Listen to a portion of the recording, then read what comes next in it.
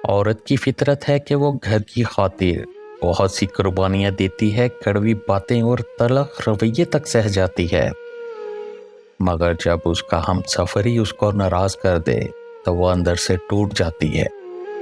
عورت کا حوصلہ اس کا شریک حیات ہی ہوتا ہے۔ بیوی سے آہستہ اور نرم لہجے میں بات کریں۔ بیوی کا دل بہت نازک ہوتا ہے۔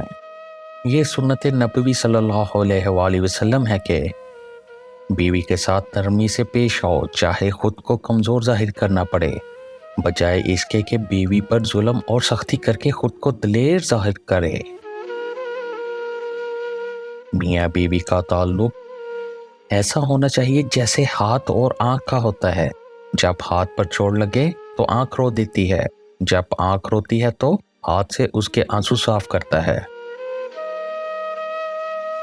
جس کی ہم سفر نیک ہے، گھر کی چار دیواری میں خود کو خوش محسوس کرتی ہے، اچھی عادات کی مالکہ ہے، اور وہ مرد واقعی بہت خوش قسمت ہے۔ الحمدللہ۔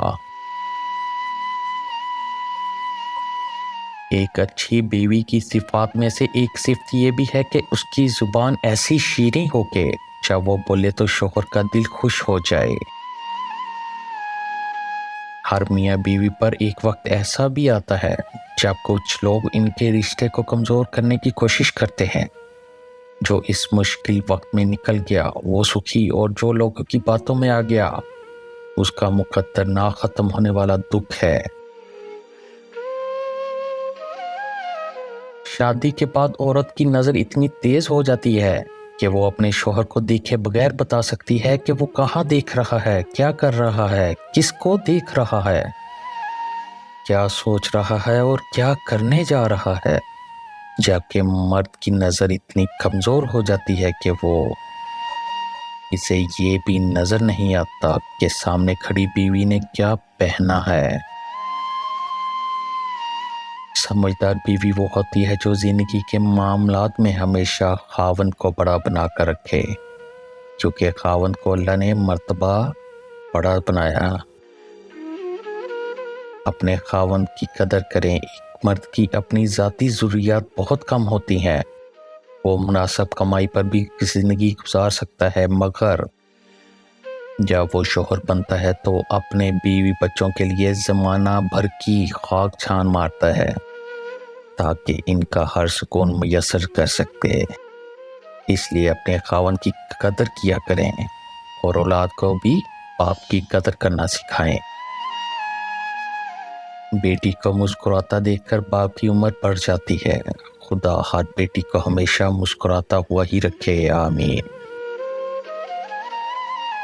کمزور سے کمزور عورت بھی اس وقت دنیا کی مضبوط اور طاقتور عورت بن جاتی ہے جب اسے ایک عزت دار مرد کا ساتھ نصیب ہو جائے، کیونکہ عورت کو طاقتور نہیں بلکہ عزت دار مرد کی ضرورت ہوتی ہے۔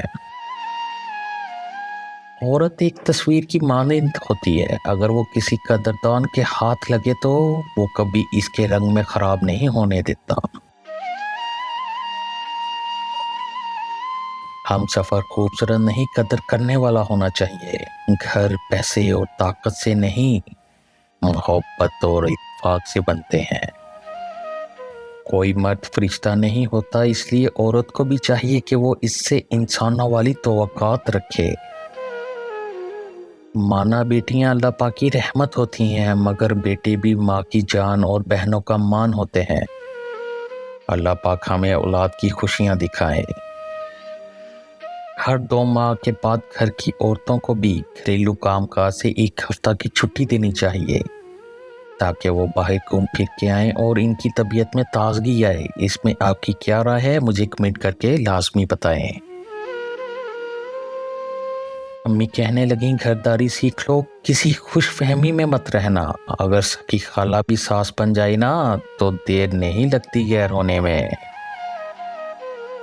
میاں بیوی اگر اپنی ازواجی زندگی میں سکون چاہتے ہیں تو کسی بھی تیسرے فرد کو اپنی ذاتی زندگی میں مداخلت نہ کرنے دیں۔ شوہر کا تھوڑا سا احساس کرنا بیوی کے سارے غم ہلکے کر دیتا ہے۔ یا اللہ سب لڑکیوں کی رخصتی ان کے ماں باپ کی زندگی میں ہی ہو جائے اور سب جلدی سے اپنے گھر کی ہو جائیں، آمین ثم آمین۔